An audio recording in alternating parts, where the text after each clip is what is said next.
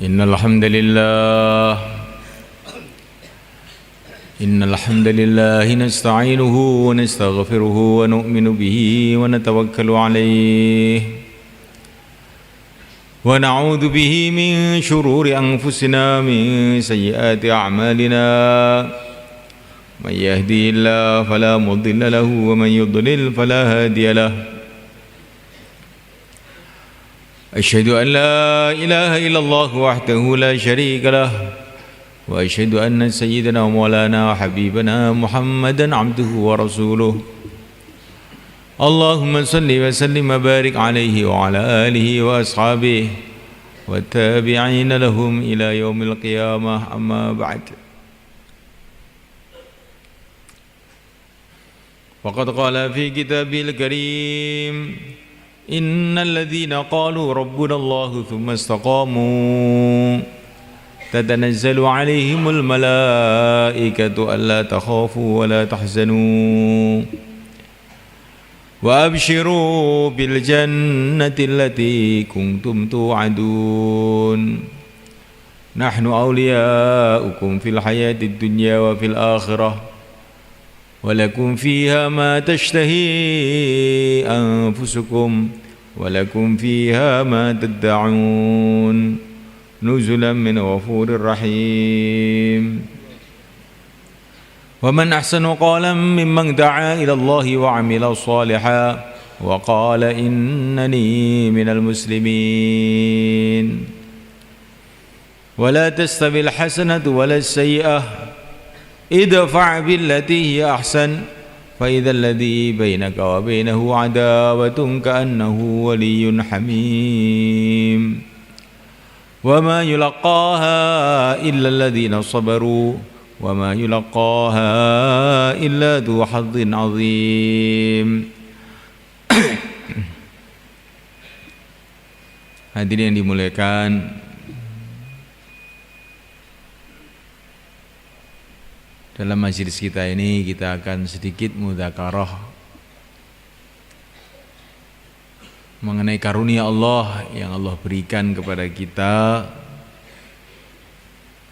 di mana Allah Subhanahu wa taala telah menjadikan kita ini orang-orang masjid.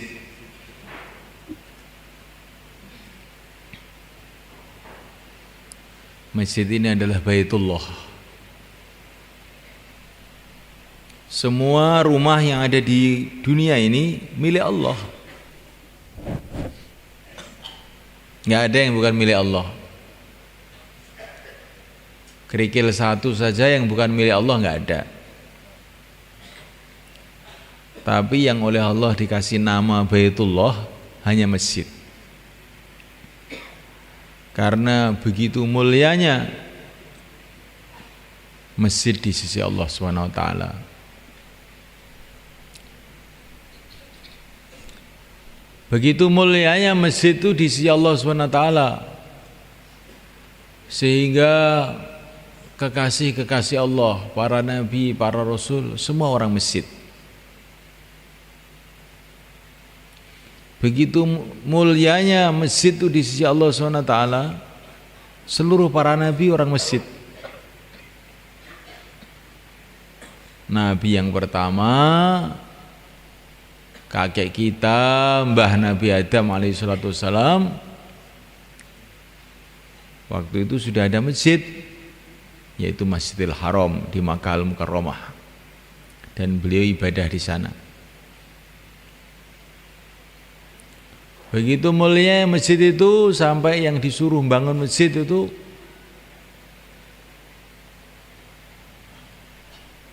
termasuk para nabi disuruh bangun masjid.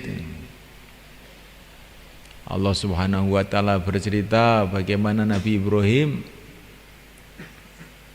Khalilullah bersama anaknya Nabi Ismail Nabiullah bangun masjid. Wa idh yarfa'u Ibrahimul qawa'ida minal baiti wa Ismail Rabbana taqabbal minna. Nabi Ibrahim tukangnya, Nabi Ismail itu kulinya. Tukang, kalau tukang masjid itu begitu mulia di sisi Allah. Kuli, walaupun kuli, tapi kalau kuli masjid itu Masya Allah sangat mulia di sisi Allah. Sehingga yang dipilih untuk jadi kuli masjid itu seorang nabi juga, Nabiullah Ismail alaihissalam, yang akhirnya menurunkan Sayyidul Anbiya, Nabi kita, Nabi Agung, Nabi Muhammad sallallahu alaihi wasallam.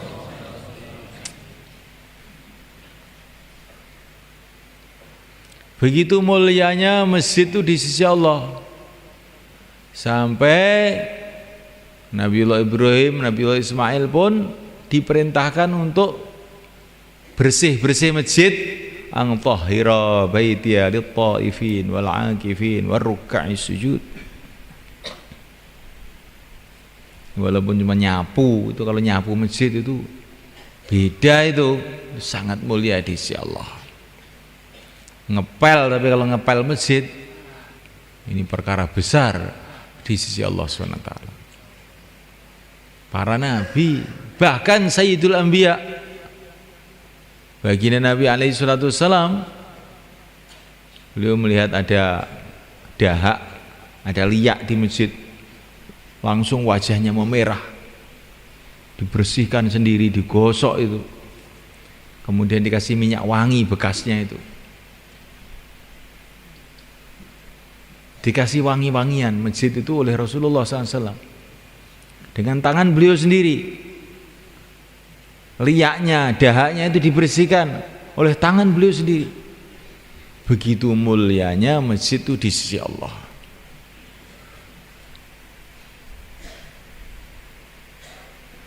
Nah, mulaikan Allah SWT, begitu mulianya masjid itu di sisi Allah, sehingga kita kalau masuk masjid disunahkan sholat tahiyatul masjid. Semua orang-orang yang ada kaitan dengan masjid, orang-orang mulia di sisi Allah. Dalam satu hadis dikatakan, masjid itu ada tiang-tiangnya, ada cagak-cagaknya. Julasa'uhumul malaikah, teman duduk mereka itu adalah para malaikat. Itu cagak-cagak masjid itu, maksudnya orang-orang yang istiqomah di masjid, orang-orang ahli masjid, orang-orang yang rajin masjid, itu cagaknya masjid namanya. Cagak masjid itu kan itu cagak itu juga berharga juga, tapi cagak masjid yang dimaksud di sini ini adalah orang-orang yang istiqomah di masjid.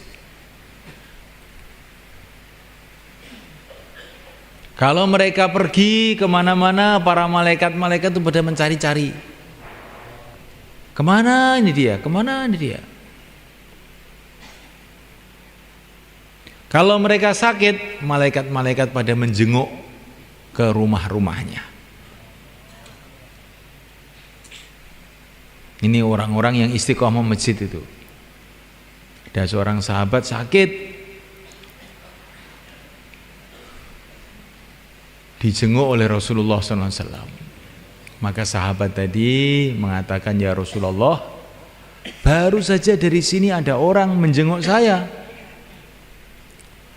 Orangnya begitu ganteng, baunya begitu wangi, pokoknya nggak ada lah orang kayak dia.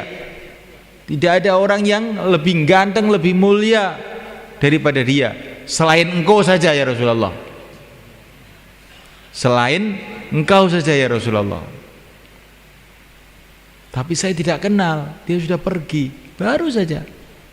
Nabi mengatakan, itu tadi Jibril menjenguk kamu. Masya Allah. Ini ahli masjid tuh, kalau sakit bisa dijenguk Jibril itu semua malaikat. Jibril bukan datang kepada para nabi saja, datang kepada orang-orang ahli masjid.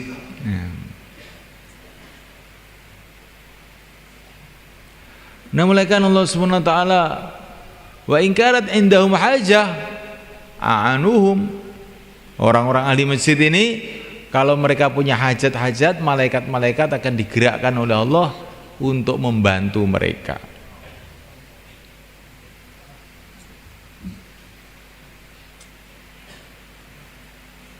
Jadi kalau kita ingin pembantu dari para malaikat, jadikan diri kita ini ahli masjid. Insyaallah mulai kan? Ini ahli masjid ini. Belum imam masjid. Masya Allah. Imam masjid ini mesti ahli masjid toh. Apa ada imam sekali ngimami terus pergi 1 bulan terus baru ngimami lagi? Biasanya imam tuh mesti istiqomah masjid biasanya loh.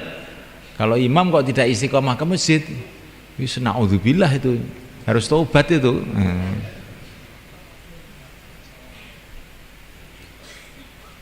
Imam masjid ini semuanya kan kedudukan yang sangat-sangat mulia di sisi Allah. Sehingga imam masjid yang pertama itu adalah yang mulia baginda Muhammad SAW. Maka kata para ulama, kalau saya itu ngimami itu baru berdiri di tempat pengimaman itu sudah merinding saya. Kenapa? Karena dulu yang berdiri ngimami ini Rasulullah. Lah kok terus saya yang ngimami? Sebetulnya betul-betul tidak pantas. Tapi apa boleh buat ya, mengadanya kayak begini ya. Di kita ini kalau ngimami itu harus hati-hati itu. Bukan ngimami baru pulang dari sawah krobiak-krobiak. Nah, bajunya enggak ditata ya. Keringetnya ambune cek penguk ya. Ngimami masjid ya. Muacane pletot sisan ya. Yang cara Jawa mau nih, kajeng sing Indonesia ben ngerti gitu. Ini khusus wong Jawa, padha Jawane kan mboten ana apa to, rada di niki napa mboten nyeneni lho niki namung niki ngomong dhewe istilahnya. Tapi dirungokne wong, ngomong dhewe dirungokne wong. Jenenge dadi imam niku nggih sing rada pokro ngoten to, gitu. Sayyidina Abdullah bin Mas'ud itu kalau ngimami itu ya pakai pakaian yang layaknya jadi imam. Bukan ngimami pakai celana edel-edel. Imam opo mau menghadap pada Allah, mewakili Rasulullah kok kayak begitu gimana? Pakai pakaian yang terbaik untuk ngimami itu. Pakai wangi-wangian yang terwangi untuk ngimami itu. Karena dalam satu hadis dikatakan kalau imam itu tidak disukai sama makmumnya, itu nanti sholatnya nggak bisa naik ke langit. Jadi imam itu harus punya penampilan yang disukai oleh makmumnya. Imam itu harus punya akhlak yang disukai oleh makmumnya.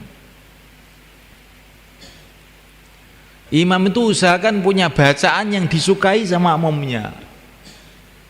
Tapi syaratnya makmumnya yang benar loh. Ini bukan taraweh. Sukanya makmum saya itu yang cepat, Pak. Yasin, Allahu Akbar. Alif Lam Mim, Allahu Akbar. Oh. Nah iki kok ngimami kok ngono piye? Nah, senengane ngoten niku, dadi kok nyenengne wong jarene. Iki seneng tapi wong ini seneng ora bener, aja dituruti, nggih. Seneng sing bener. Wong sing pancen pengen ngibadah suwane ngersane Allah tenan. Mboten wong-wong ora genah dituruti rusak kabeh akhire. Kajian dipun muliakan. Jadi malaikat Allah Ta'ala imam itu harus usaha punya sifat-sifat yang disukai oleh makmumnya. Itu penting semuanya kan. Tapi kita buat yang demikian itu bukan karena makmumnya, bukan karena orang, tapi karena mencari ridha Allah. Saya menyenangkan makmum-makmum saya ini untuk mencari ridha Allah. Bacanya yang bagus, Fatihahnya yang bagus, surat-suratnya yang bagus, apalagi tarawih ini. Yang tumakninah semulaikan, karena Syaitan itu banyak menipu kita. Sholat tarawih itu dibikin begitu cepat, ya, super cepat, ya. Sampai Fatihahnya dipotong-potong, ya, korting, ya. Nggak ada baca dunga iftitah kabiro walhamdulillah katsira, sudah nggak ada. Itu sunnah loh. Kalau sunnah itu harus ditinggal gitu apa gimana? Setiap sunnah ditinggalkan, akhirnya sunnah itu jadi haram akhir lama-lama jadinya. Baca dunga iftitah itu yang sempurna walaupun itu sholat sunnah. Kalau tidak kita usaha menyempurnakan sholat kita, akhirnya perasaan kita ini beribadah tapi tidak ada nilainya beribadah di sisi Allah. Baca yang bagus, rukuknya yang tumaknina, sujudnya yang tumaknina. Kita sholat 2 rakaat, tumakninah tertib lebih baik daripada 1.000.000 rakaat tidak tertib. Iya nggak semuanya kan? 1.000.000 rakaat nggak tertib, namanya bukan sholat. 2 rakaat tertib, ini namanya sholat yang akan ada nilai besar di sisi Allah. Tapi jangan dijadikan alasan. Kalau begitu nanti tarawih 2 rakaat saja Pak, jangan. Ya, daripada panjang tarawih 20, tetapi cepat-cepat lebih baik 2 rakaat tapi tumakninah. Kalau urusan agama itu jangan kamu bilang begitu. Kalau urusan dunia kita ini nerimo, udah ini aja cukup.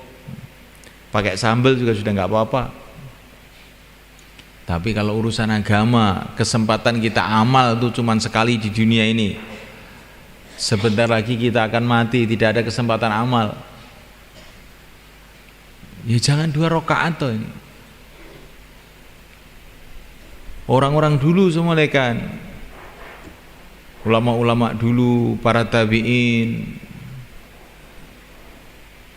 sholat itu bukan Ramadan ini ratusan rakaat tiap hari, sholat sunnah itu bukan Ramadan itu. Sebagaimana kita baca dalam kitab taklim itu, bagaimana Sayyidina Ali Zainal Abidin, ini cucunya Rasulullah, anaknya Sayyidina Husain, sholatnya sehari semalam ini bukan Ramadan, 1.000 rakaat. Apa kita ini nggak malu kalau kita ini ngaku mengikuti para ulama-ulama, mengikuti orang-orang soleh, Ramadan kok terus minta korting itu bagaimana?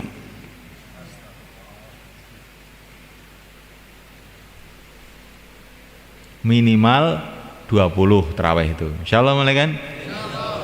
Itu jumhurul ulama itu tarawih itu 20. Bukan 11 boleh apa enggak? Saya tidak bilang boleh atau tidak, pokoknya para sahabat itu dulu 20. Saya tidak bicara boleh atau tidak, itu nanti di pondok itu nanti kalau boleh atau tidak itu. Sekarang ini kita ini maunya semua 20. Di Mekah sekarang juga 20, di Madinah 20, di tempat kita pun 20, tarawih 20. Gimana silakan? Para sahabat 20. Di situ ada ulama-ulamanya, di situ ada korek-koreknya, di situ masih ada Sayyidina Umar 20. Kita 20. Karena Allah menyuruh kita ikut para sahabat. Ya, 20. Witir paling sedikit 3. Kalau witirnya mau 11 bagus. Insyaallah mulai kan? Di 11 itu witirnya tok. Nah, bukan tarawihnya 11, bukan. Nah, kalau mau tambah lagi lebih baik lagi. Ada orang bilang dalilnya begini, dalilnya, pokoknya saya mau mateng saja. Para sahabat, ulama-ulamanya kumpul semua di Masjid Nabawi 20, saya 20. Dah. Mereka lebih paham mengenai agama daripada semua orang yang berpendapat. Mazhab 4 semua 20. Kita 20, insyaallah. Tapi kalau ada orang baru 2 rakaat terus pulang, doakan supaya Allah turunkan hidayah, gitu aja. Enggak usah dimarahi. Wis lumayan daripada gak gitu. Muga-muga Allah ngapura kowe, Kang. Wis ngono ae. Enggak usah dimarahi. Tapi ditargib, ini musim panen, musim barokah datang. Orang-orang zaman dulu, para sahabat, para tabi'in, tabi'ut tabi'in, kalau malam Ramadan sedikit tidur, bahkan banyak yang tidak tidur sama sekali. Kok kita ini terus begini ini, terus kita ini mau ikut siapa? Nah, tapi nggak usah dimarahi, dilokne aja, tapi dalon-dalon. Wayah panen nih, panen gedenan. Lah kok ora gelem golek pari, ora gelem golek bawon, ora gelem golek wadah, itu terus piye? Nah, mulaikan Allah Subhanahu wa taala,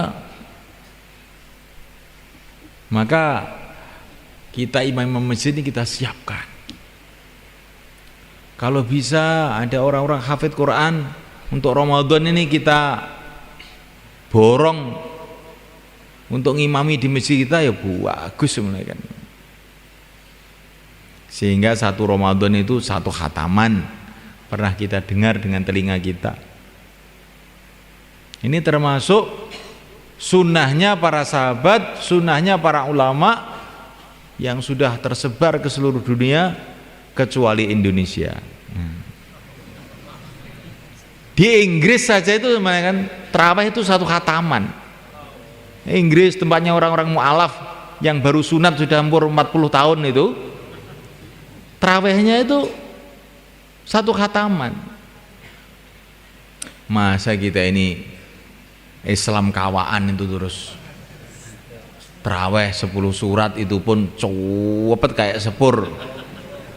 Maka semoga Allah Ta'ala kita fikirkan perkara ini, insyaallah malaikat.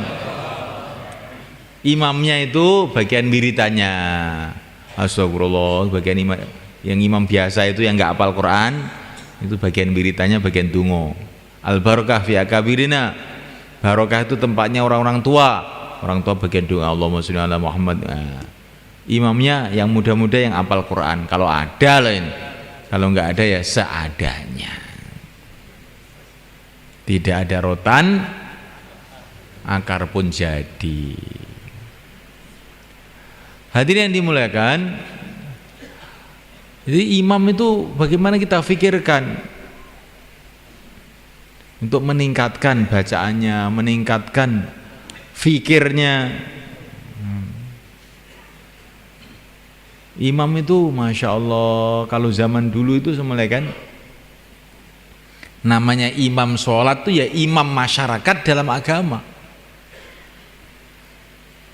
Ketika Rasulullah akan wafat semuanya kan, beliau sudah sakit keras tidak bisa ngimami, beliau memerintahkan Sayyidina Abu Bakar suruh ngimami.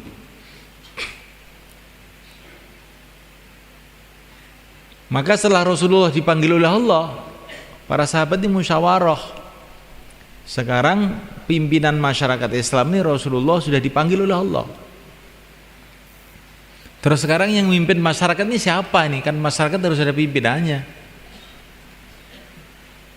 Maka para sahabat mengatakan, lah yang suruh ngimami itu Abu Bakar, ya yang mimpin masyarakat ya Abu Bakar. Itu cara pikirin sahabat. Jadi imam sholat tuh bukan hanya imam sholat, imam kehidupan masyarakat. Jadi contoh untuk memimpin masyarakat, menuntun masyarakat menuju kebaikan, menuju ridha Allah. Maka dalam hadis dikatakan al-imamu dhamin. Imam itu menjamin. Kalau katanya orang ahli fikih, al-imamu dhamin itu kalau ada makmum ketinggalan, makmum masbuk itu, maka dia tidak sempat baca Fatihah langsung ikut rukuk, maka bacaan Fatihahnya ditanggung sama imam. Itu kalau bahasan fikih. Tapi katanya orang tabligh itu domin, iman tuh menjamin tuh bukan hanya menjamin urusan sholat, menjamin bertanggung jawab bagaimana seluruh masyarakat itu amal agama. Insyaallah mulai kan. Jadi imam itu ada rasa tanggung jawab. Kayak Sayyidina Umar radhiyallahu ta'ala anhu, habis sholat subuh dilihat makmumnya ini, loh Sulaiman kok nggak ada, kemana ini Sulaiman? Nggak ada yang tahu. Langsung Sayyidina Umar habis sholat subuh itu pergi ke rumahnya Sulaiman. Ternyata Sulaiman masih tidur di rumah. Sayyidina Umar tanya kepada ibunya, Sulaiman kemana? Enggak ke masjid subuh. Ya Amirul Mukminin, ini Sulaiman tahajud semalam suntuk, enggak tidur tadi malam itu. Datang waktu subuh dia langsung sholat subuh di rumah, terus tidur di rumah. Sekarang bangkong. Sayyidina Umar mengatakan, saya lebih suka Sulaiman tidur semalam suntuk tapi sholat jamaah subuh, bukan malah dibalik, malam tidak tidur tahajud, subuh nggak jamaah. Jangan gitu. Ini namanya ini al-imamu dhamin. Imam itu bertanggung jawab, ada mikir. Jangan imam makmumnya hilang, makmumnya mati, makmumnya sudah nggak tahu. Nah ini namanya imamnya tidak bertanggung jawab namanya. Imam itu harus mikir, hari ini yang makmum berapa nih? 3 orang. Padahal orang sekitar masjid sini ini ada 50 orang, yang lain kemana ini? Harus saya cari satu persatu sampai 50 orang ke masjid semua. Insyaallah malaikat. Itu baru namanya imam itu ada tanggung jawab agama. Karena imam itu adalah kedudukannya Rasulullah dulunya itu, malaikat. Sebagaimana Rasulullah itu memikirkan umat, siang malam menangis untuk umat, bergerak untuk umat, maka kita ini yang jadi ahli masjid, khususnya imamnya, ada tanggung jawab untuk memikirkan umat juga. Insyaallah malaikat. Sekarang muadzinnya Rasulullah itu adalah Sayyidina Bilal. Ini Sayyidina Bilal ini Masya Allah dipilih oleh Allah jadi muadzin. Kenapa? Kata para ulama, karena dia layak, pantas untuk mengingatkan orang kepada Allah, itu pantas. Karena dia sudah lulus ujiannya ketika masuk Islam, disuweret di padang pasir, gebuki setengah mati, mulutnya ahad, Allah satu. Jadi dalam keadaan setengah mati, beliau masih mengingati Allah. Maka ini berarti ujian lulus. Dia setengah mati masih mengingati Allah. Untuk mengingatkan orang kepada Allah itu cocok orang begini ini. Ini ujiannya muadzin ini. Kalau muadzin ditempeleng, Allah, alhamdulillah. Nah, ini lulus berarti. Kalau belum begitu, belum lulus.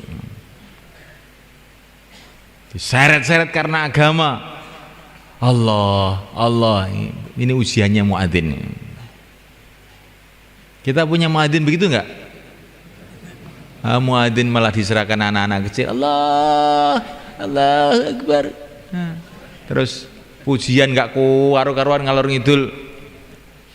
Yang tua-tua apa sudah mati semua. Muadzin tuh carikan orang-orang seperti Sayyidina Bilal. Lah enggak ada sekarang, minimal karkun 4 bulan.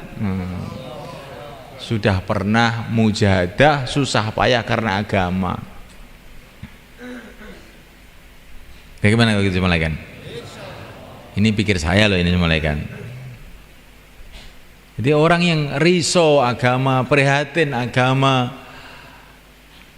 susah payah untuk agama.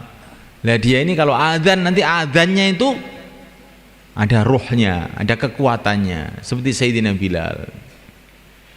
Kalau beliau adzan asyhadu anna Muhammadar Rasulullah, setelah wafatnya Rasulullah, orang Madinah itu pada nangis semua, ingat Rasulullah mereka. Karena hati beliau dipenuhi dengan kecintaan kepada Rasulullah yang luar biasa, sehingga Sayyidina Bilal itu ketika mau wafat malah bernyanyi-nyanyi gembira, besok saya ketemu Rasulullah, besok saya ketemu para sahabat, kekasih-kekasih saya, ghadan nalqal ahibbah Muhammadan wa hizbah. Makanya kalau dia mengucapkan asyhadu anna Muhammadar Rasulullah, geger Madinah itu geger. Bagaimana kalau kita cari muadzin seperti itu? Insyaallah malaikat. Maknanya itu muadzin itu harus cari orang yang sungguh-sungguh gitu loh semuanya kan. Kalau nggak ada yang kayak Sayyidina Bilal ya jangan nemen-nemen gitu loh. Habis ngerokok gudang garam gitu. Nggak kumur, nggak apa, ke masjid Allah. Iya ada nopo ya. Wis gak bermutu belas ini. Gak ngopi hasisan. Ini ki masjid kita kaya ngeten iki, Pak. Lah wong Islam niku jantunge niku masjid. Nek wis masjid iki wis englak-englek kaya ngoten niku mungkin amalan-amalan liyane biasanya wis tambah nemen akhirnya. Di masjid iki imame medendeng, muadzine medendeng, makmume tenanan. Nah insyaallah masjid itu di asbab hidayah sehingga nyedot tiang-tiang melebet teng masjid, ngibadah teng masjid, ndamal amalan teng masjid. Insyaallah mungkin. Jadi masjid itu kenapa tidak bisa menyedot itu? Karena amalan di masjid itu lemah. Kalau amalan di masjid itu kuat, orang itu akan kesedot ke masjid, nggak bisa tidak.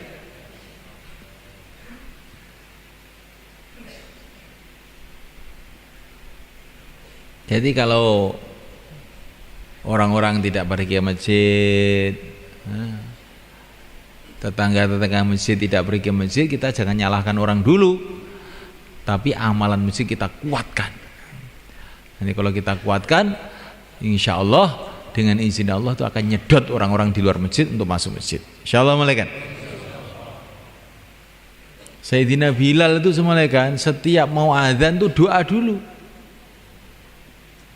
Allahumma inni asta'inuka ala Quraisy ayyuqimu dinak. Terus Allahu Akbar, baru begitu. Ya Allah, aku minta tolong kepada Engkau agar orang-orang Quraisy ini mau mengamalkan agamamu ya Allah. Karena waktu itu yang musuh agama itu orang Quraisy. Maka Sayyidina Bilal ini setiap mau adzan tuh doa, mendoakan orang Quraisy agar mereka dapat hidayat mau mengamalkan agama.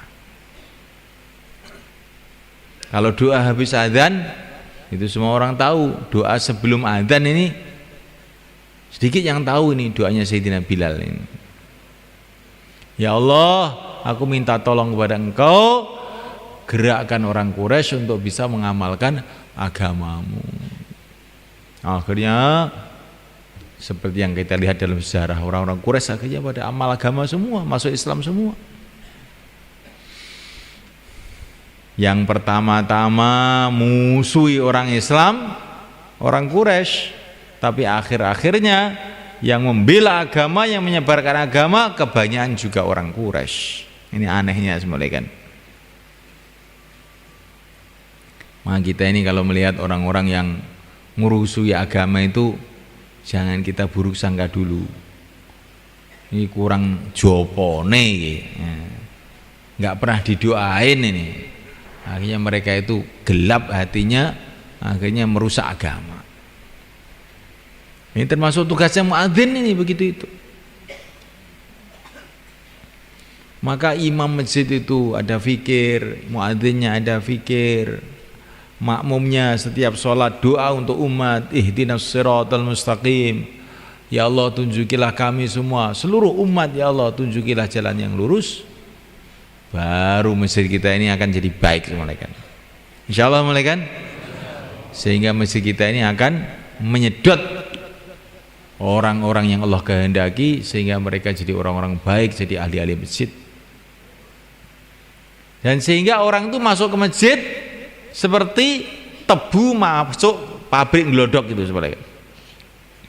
Asalnya tebu, jelek, bosok, macam-macam, masukkan ke pabrik glodok, diproses itu, tahu-tahu jadi gula pasir yang bagus, yang mahal, bisa dijual ke seluruh alam.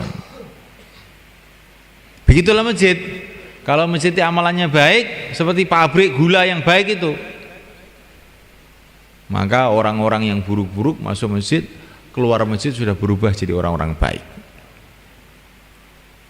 Nah, mulai kan, ini para sahabat, orang-orang yang paling mulia di sisi Allah SWT. Di mana mereka dididik?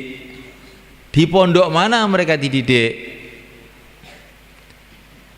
Di madrasah mana mereka dididik? Mereka dididik di masjid mereka.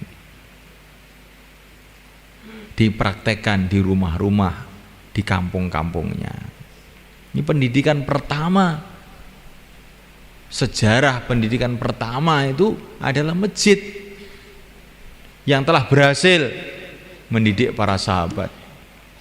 Telah berhasil mendidik pimpinan-pimpinan yang paling baik di dunia. Sayyidina Abu Bakar, Sayyidina Umar, Sayyidina Utsman, Sayyidina Ali. Di mana dididik? Bukan di Fakultas Sosial Politik, di Masjid Nabawi, masjidnya Rasulullah SAW. Berhasil membuat panglima-panglima yang terbaik.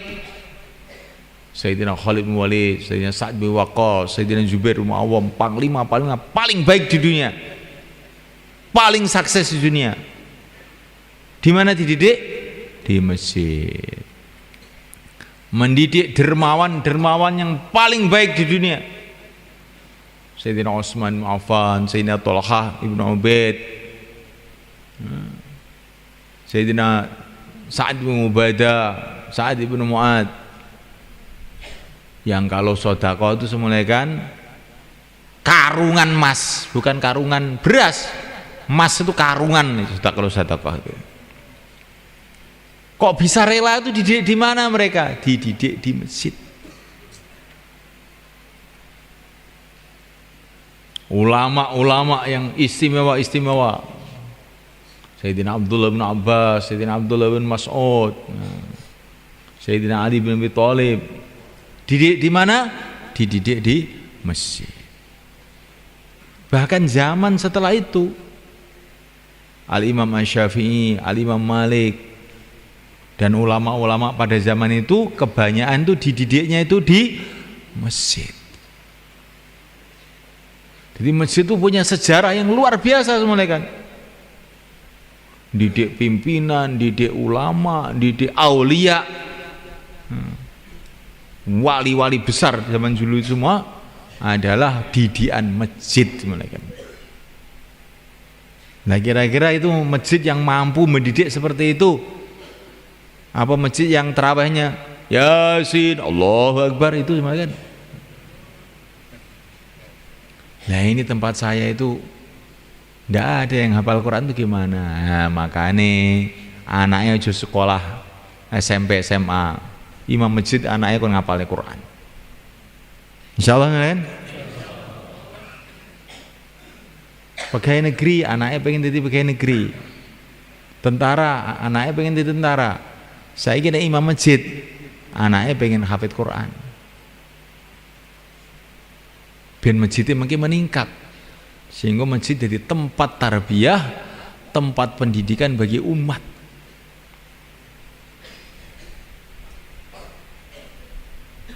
Kamu hafal Quran, Ngapalan Quran di mana? Oh, di masjid sana. Zaman dulu tuh gitu malah kan. Kamu belajar hadis di mana? Di masjid sana. Kamu belajar fikih di mana? Di masjid sana. Itu zaman dulu tuh begitu. Karena masjid-masjid itu jadi pusat agama, pusat ilmu, pusat ibadah, pusat doa, pusat semua kehidupan yang baik-baik. Masya Allah, mencetak orang-orang baik yang akhirnya mendatangkan masyarakat yang baik yang menyebarkan agama di seluruh dunia ini. Maka kita niatkan untuk meningkatkan masjid kita, insya Allah mulai kan. Kita niatkan. Sekarang itu sekolahan SD itu sudah ada aturannya. Kepalanya harus S1 namanya. Gurunya harus diploma 2 namanya.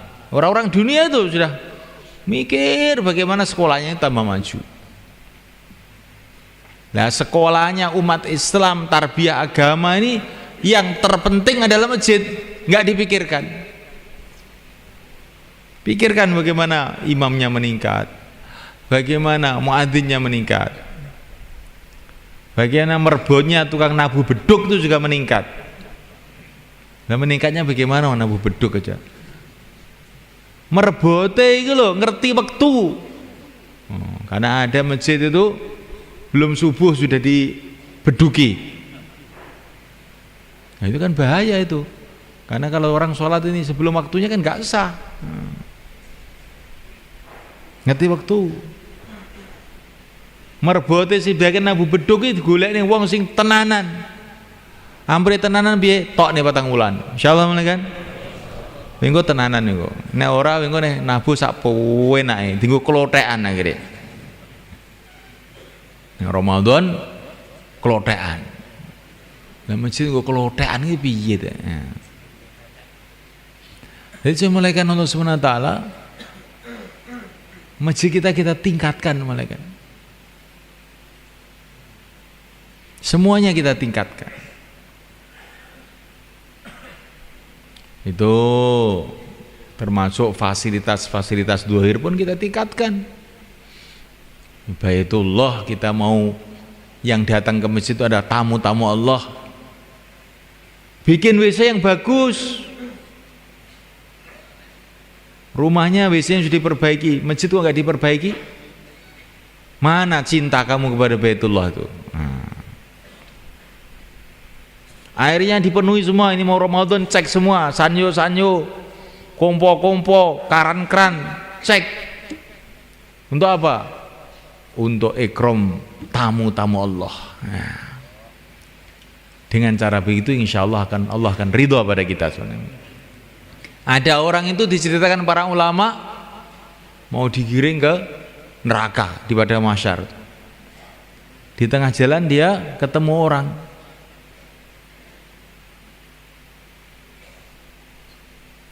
Hei, tolong saya. Siapa kamu itu? Saya kan pernah menolong kamu ngambilkan air wudhu dulu di dunia itu. Doakan saya supaya saya tidak jadi dikirim ke neraka. Kamu ingat enggak? Oh iya ingat. Kamu yang bagian nimbo itu ya? Iya. Oh ya, saya doakan. Ya Allah, ini dulu menolong saya untuk sholat ya Allah di dunia. Ampuni dia, jangan dikirim ke neraka. Nah, ini diampuni oleh Allah, enggak jadi kirim ke neraka, kirim ke surga.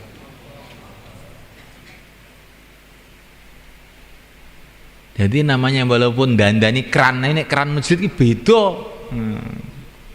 Walaupun bersihkan WC, tapi kalau WC masjid itu lain itu. Dibersihkan WC-nya, keran-kerannya dibersihkan, airnya disempurnakan. Sehingga tamu-tamu Allah ke masjid itu jadi seneng, gembira. Insyaallah kan? Kalau tamu datang ke rumah kita, kita suguh, kita kasih makan, kita kasih minum. Nah kalau tamu Allah di Baitullah itu kalau kita kasih makan tuh baik enggak kira-kira? Baik enggak Sulaiman? Zaman biyen wong kuno-kuno niku nek jenenge Ramadan niku traweh karo nggo puluran istilah wong Jawa. Mbuh puluran maknane napa ngertos. Nggawa telo, nggawa tiwul gitu. Nggawa ayam panggang kadang-kadang niku. Niku wong zaman kuno niku piwulange kiai-kiai zaman kuno. Saya sangat niku. Sekarang ini kalau di Madinah sekarang ini kalau Ramadan, Masya Allah, berbuka itu digelar itu, makanan itu di jalan-jalan, di masjid, di mana-mana tuh bareng orang ngasih makan semua. Nggak ada orang kelaparan kalau Ramadan itu. Ya, kalau masjid-masjid kita ini kita hidupkan suasana seperti itu gimana? Itu kalau habis asar itu digelar sufroh yang panjang, ayam goreng ada di situ, doro goreng ada di situ, gitu. Rujak ada di situ. Kenapa ini kayak mau mantu saja? Ini memang mantu, bukan hanya mantu, lebih dari mantu ini. Ini rasa gembira kita. Bulan Ramadan, rasa gembira kita datangnya tamu-tamu Allah. Qul bi fadlillah wa bi rahmatihi fa bidzalika falyafrahu. Gembira karena agama itu perintah Allah. Di antara bentuk gembira tempe goreng, ya. Panggang goreng, kok panggang goreng apa ya? Pokoknya makanan yang enak-enak taruh di masjid. Kita sudah mikir begitu belum ini? Sudah insyaallah? Nggih ngoten lho Pak. Peningkatan Ramadan tahun niki mboten kados biasa nih.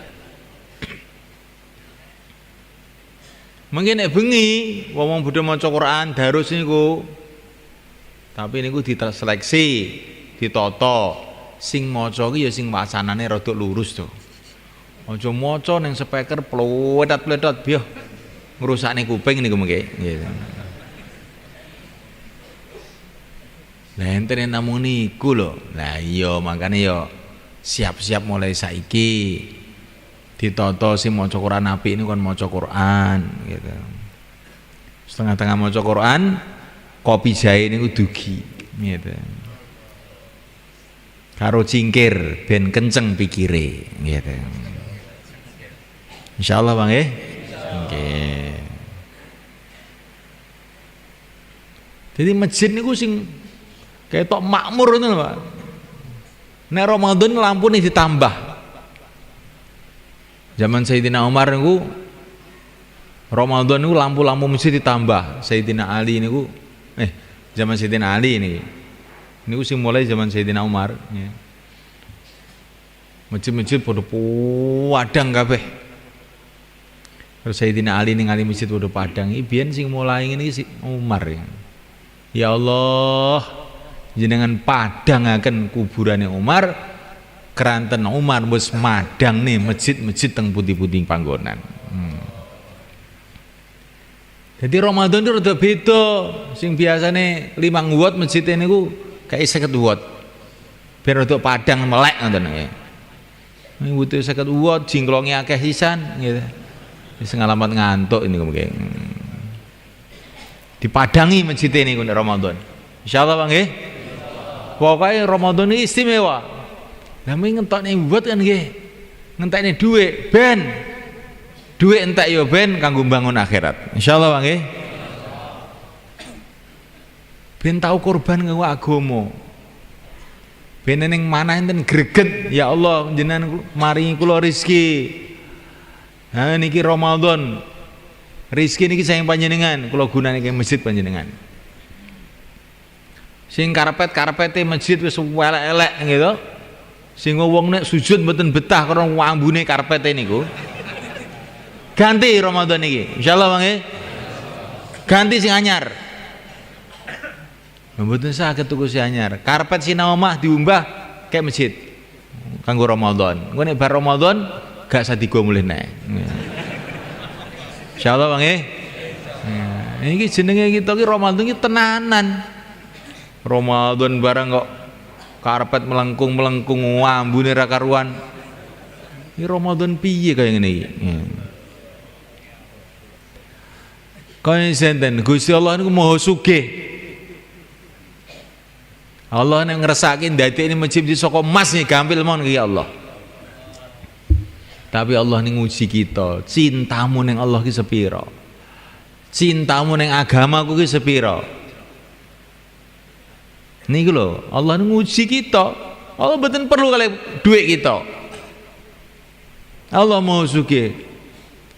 Tapi kita ini diuji sepiro.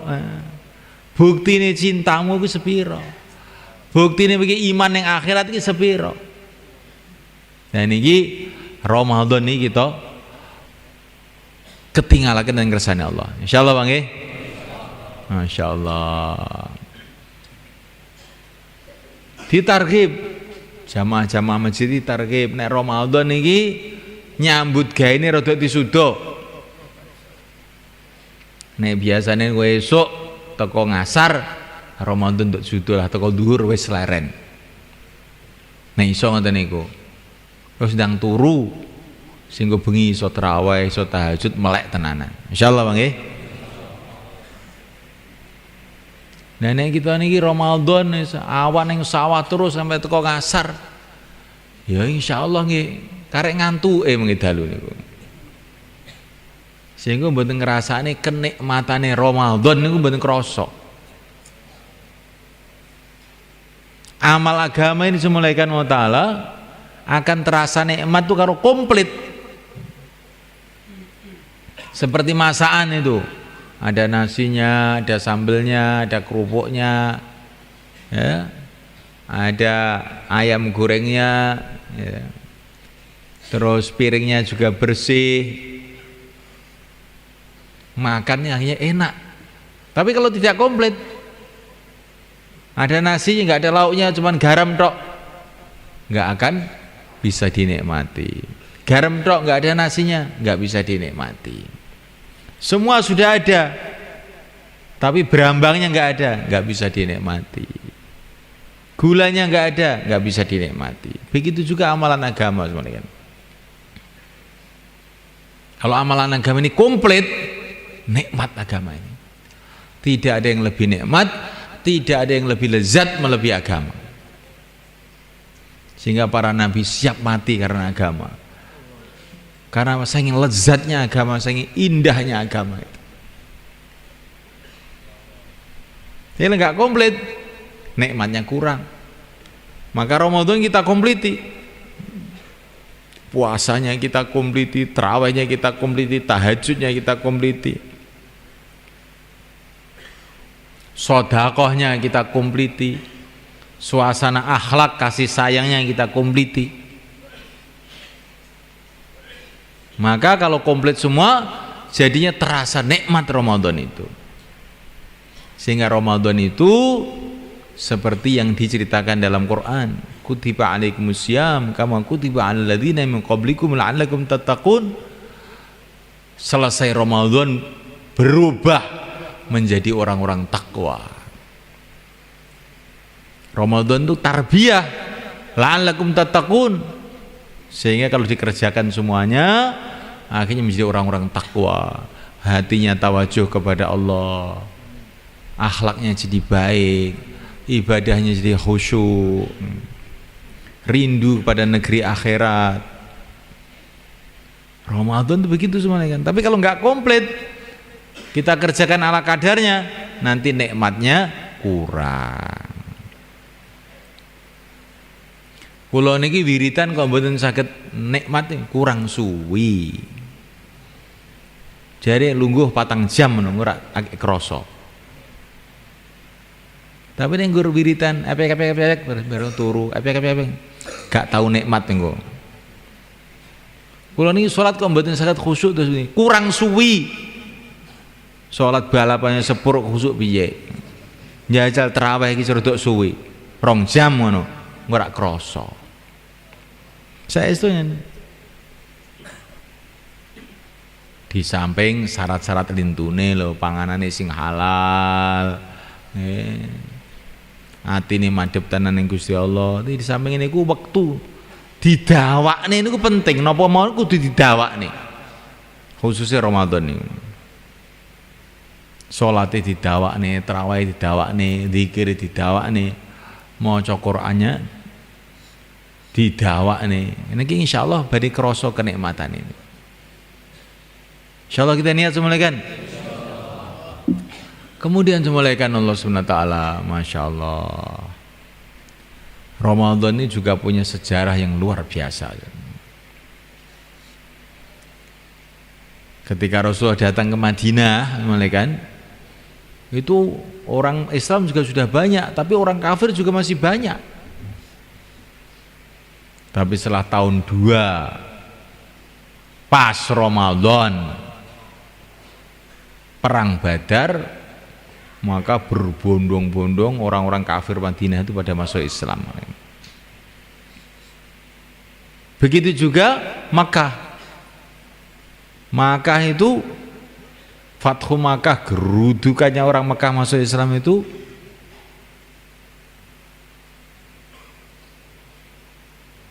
Assalamualaikum. Mbah, bisa turun ya Mbah? Gerudukannya orang Mekah masuk Islam itu waktu Ramadan juga, tahun 8 Hijrah itu. Jadi ringkasnya itu Mekah Madinah itu banyak datang hidayah itu waktu Ramadan. Ya ini apa ini maksudnya semuanya kan? Maksudnya bagus sekali kalau Ramadan itu untuk usaha hidayah untuk diri kita, untuk umat. Usaha hidayah itu pokoknya adalah usaha ajak-ajak, usaha dakwah itu Ramadan cocok. Hati manusia itu pada bulan Ramadan itu lebih lembut daripada sebelum Ramadan. Karena pada bulan Ramadan itu hati manusia itu setannya itu pada lari. Sehingga mudah didatangi hidayah. Maka jangan kita sia-siakan Ramadan ini untuk ngajak orang pada kebaikan. Insyaallah malaikat. Jangan pula lupa doa. Masya Allah. Karena doa-doa waktu Ramadan nilainya berbeda, khususnya waktu berbuka, waktu sahur, waktu kita ini lapar, apalagi kita ini sedang lapar puasa, terus di sekitar kita itu ada orang-orang yang tidak puasa, itu nilai puasa kita tambah tinggi. Malaikat-malaikat akan berdoa buat kita.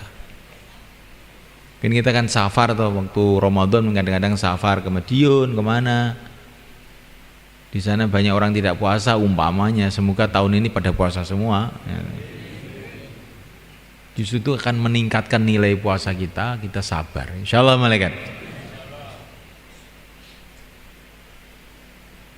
Nah malaikat Allah SWT, pokoknya yang ringkasnya malaikat kita syukurilah malaikat. Kita menjadi orang-orang masjid, jadi khotim masjid. Sampai budaya di negeri Arab sana mereka kan, budaya ini, saya tidak bicara sunnah tapi budaya. Di negeri Arab itu kalau namanya raja itu, raja di Hijaz itu gelarnya itu bukan macam-macam. Di antara gelar yang paling mereka hormati itu Khatimul Haramain Asy-Syarifain, Khatim Masjidil Haram dan Masjid Nabawi. Jadi raja-raja itu gelarnya di sana itu pelayan masjid Mekah, pelayan masjid Madinah. Masyarakat itu tahu bahwa melayani masjid itu betul-betul satu perkara yang besar. Sampai di pintu Ka'bah itu ditulis Khatimul Haramain Asy-Syarifain. Pelayan masjid Masjidil Haram, Masjid Nabawi. Jadi kita ini melayani masjid itu gembira, syukur, senang. Dan terus kita berpikir bagaimana masjid kita ini jadi sarana tarbiyah untuk semua orang yang masuk di masjid, dan bagaimana masjid kita ini seperti Masjid Nabawi jadi penyebaran agama ke seluruh dunia. tersebarnya agama ke Jawa, ke Madura, ke seluruh Indonesia, seluruh dunia ini dimulai dari masjidnya Rasulullah SAW. Maka Wali Songo dulu itu heran, ajib itu, mereka tahu betul itu, mementingkan betul urusan masjid. Ketika mereka mau bikin ibu kota di Demak, itu bukan bangun istana, bukan bangun kantor, bangun masjid. Itu Mbah Sunan Ngampel, Mbah Sunan Giri, Sunan Kalijogo bareng-bareng bangun masjid Demak, sampai sekarang masih ada. Mereka itu ingin memberitahu kepada masyarakat Jawa ini, masjid itu penting. Insyaallah mulai kan? Masjid itu penting. Rasulullah di Madinah sebelum bangun rumah, bangun masjid. Bukan hanya itu saja, Nabi Adam belum datang ke dunia, sebagian riwayat mengatakan Allah kirim malaikat-malaikat bangun masjid dulu untuk persiapan kedatangan Nabi Adam. Jadi orang Islam dengan masjid ini sudah nggak bisa dipisahkan. Kita harus senang dengan masjid itu, senang.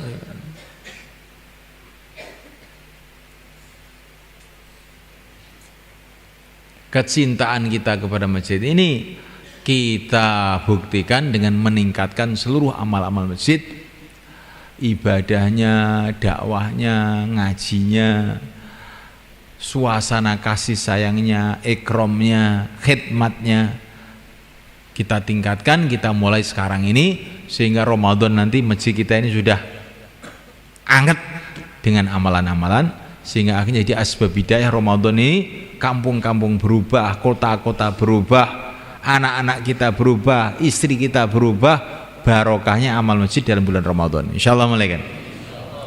Untuk itu semula kan, ini ada dua kerja kita sekarang. Yang pertama kali, sebagaimana dulu para sahabat, ada sahabat muhajirin yang meninggalkan rumahnya, meninggalkan kampungnya untuk usaha agama. Yang kedua ada sahabat Ansor yang menolong, membantu orang muhajirin dalam usaha-usaha mereka.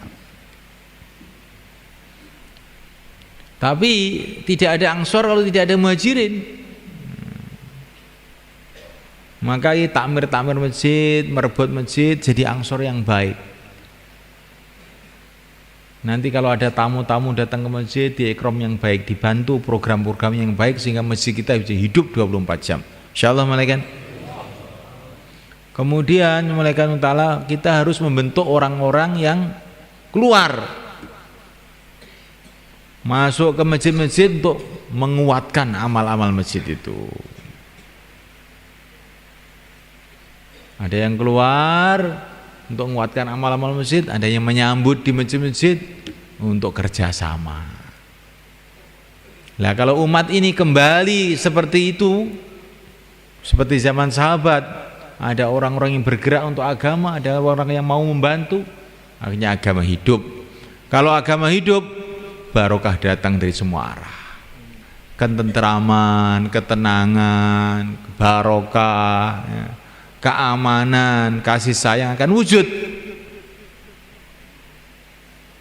Kalau agama diamalkan, mulainya dari masjid. Insyaallah mulai kan? Maka yang dari pertemuan imam masjid ini menyempatkan diri berapa hari saja, 4 bulan, 40 hari atau berapa hari saja untuk menyambut bulan Ramadan ini secara khusus, silakan berdiri ke selatan. Monggo. Jamaah yang sudah terbentuk ataupun yang belum niat, silakan berdiri ke selatan sana. Monggo.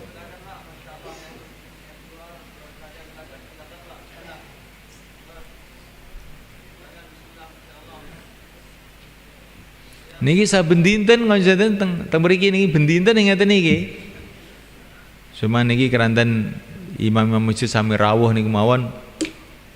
Kula niki neh matur dalon-dalon niku wau khawatir jenengan yo mau apa to iki. Niku dalon-dalon mun kula niku mun kula lembut napa Pak niku. Mun kula lembut, ngene lembute wong boro ngeten niki, ngeten. Nek umpama kula kasarne ngoten ya agama keadaane kaya ngene imam masjid kaya bodo ngantuk piye. Umpama kula kasarne ngoten niku gitu. Tapi kula lembutne sinten sing kersa medal kula aturi nyempataken nguatne amal masjid. Niki halus apa nggih? Halus. Sehingga sampeyan nek kula undang mriki malih mengki dhisik purun malih. Insyaallah Bang nggih. Nggih.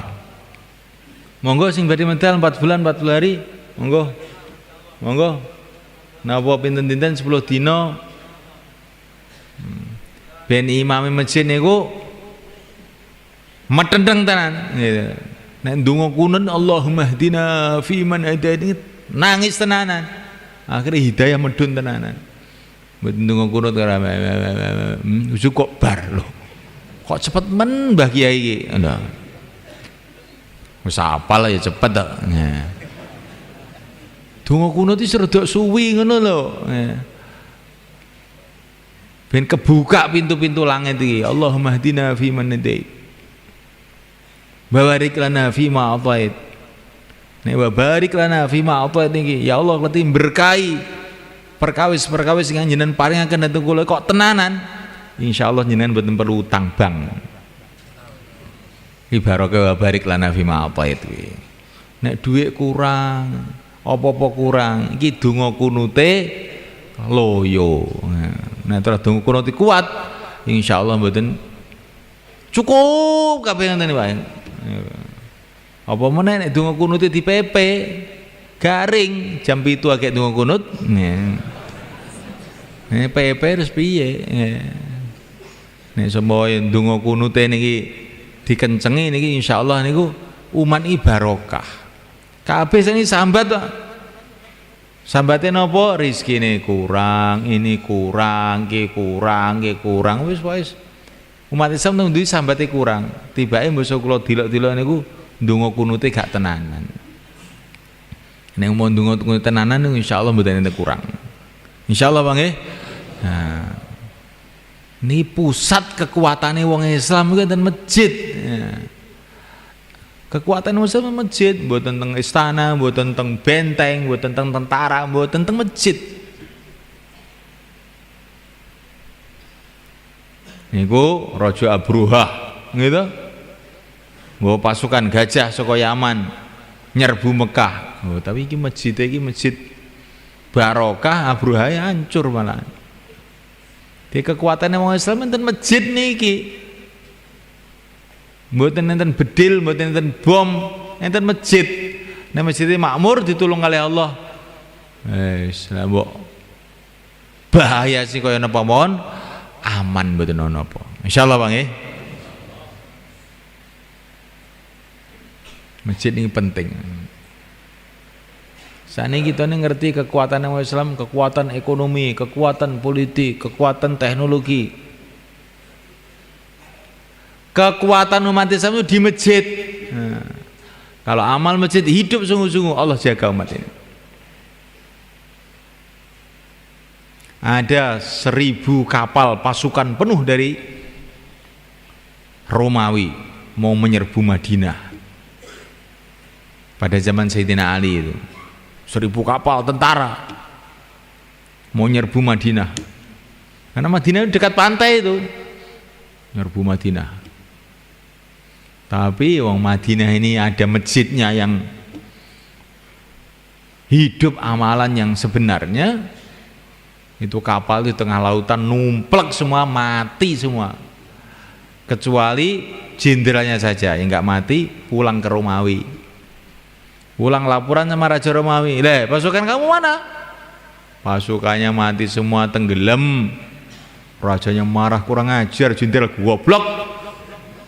Jenderalnya langsung dipotong lehernya sisan. Wes mati sisan. Ini barokahnya amalan Masjid Nabawi pada zaman itu. Maka masjid kita ini kita kuatkan amalannya mulai sekarang. Insyaallah malaikat. Masjid harus ada dakwah, amar ma'ruf nahi mungkar. Masjid harus ada ngaji, masjid harus ada ibadahnya kuat, tarawih panjang. Masjid harus ada suasana ikram, kasih sayang, khidmat antara umat. maka masjid kita nanti akan jadi sumber barokah untuk kampung itu. Ini ada cerita mulai kan, ceritanya kiai-kiai itu di kitab ini. Ada seorang wali Allah masuk kampung malam-malam, masuk kampung, rumah sudah tutup semua, orang sudah pada tidur semua. Akhirnya beliau pergi ke masjid, tidur di masjid. Tapi di tengah tidur itu ada suara, ya Allah, hancurkan kampung ini ya Allah, hancurkan kampung ini ya Allah. Maka wali itu terkejut, suara siapa ini kok doa kok kayak begini. Dicari di masjid nggak ada, luar masjid nggak ada. Ternyata suara itu dari mana? Dari tembok masjid itu. Loh, yang doa ini tembok masjid ya ternyata. Maka beliau termenung, loh, berarti masjid ini marah sama orang kampung ini gara-gara sepi nggak ada orangnya ini. Akhirnya beliau keluar, datang ke rumah-rumah, dikasih tahu masjid kamu itu loh marah sekarang itu. Yang marah itu bukan hanya orang saja, tiang-tiang masjid, tembok-tembok masjid marah sekarang. Ini kalau nggak cepat-cepat kamu makmurkan masjid ini bahaya ini. Makanya orang-orang kampung pada datang ke masjid. Setelah itu wali tadi tidur lagi di masjid. Ada suara, ya Allah berkatilah orang kampung ini, ya Allah berkatilah orang kampung ini. Ternyata suara tembok malaikat. Aneh nggak ini cerita ini? Bagi orang ahlul iman tidak aneh, bisa saja. Kalau manusia bisa bikin tape, bisa bikin kaset, benda-benda mati bisa ini dengan itu kupingan itu apa itu?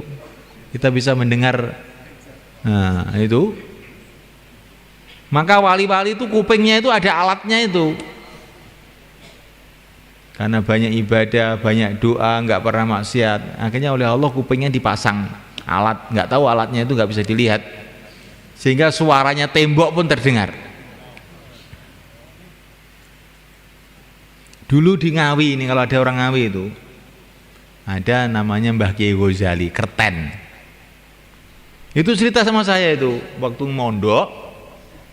Cerita Pak ini ya. Ini gak bayangin dongeng. Dongeng saya. Pulang dari pondok itu jalan kaki zaman dulu itu. Malam-malam ada suara nangis, maka dia, ini suara siapa nih kok ngeres banget gitu loh, nangis.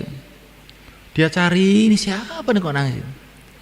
Ternyata sumber suara itu dari lumbung padi itu, lumbung padi itu. Maka diintip, yang nangis siapa? Ternyata yang nangis itu padi yang ada di lumbung itu yang nangis itu. Loh kok nangis? Maka tersentak, kenapa nangis? Karena saya ini dibikin ribo. Itu kalau telinga kita ini baik semuanya kan, kalau kita lewat di bank-bank desa itu nangis semua itu. Duit meja-meja itu nangis semua itu. Nah, itu Mbah Ghazali itu mbah saya, cerita ini betul loh, ini bukan bohong saya ini, betul itu. Tapi sekarang ini karena kupingnya itu kopoan, ya, banyak maksiat, nggak bisa dengar yang gaib itu nggak bisa. Yang didengar televisi, radio, internet, karena kupingnya sudah rusak. Sistem gaib yang ada di kuping itu sudah rusak, konslet.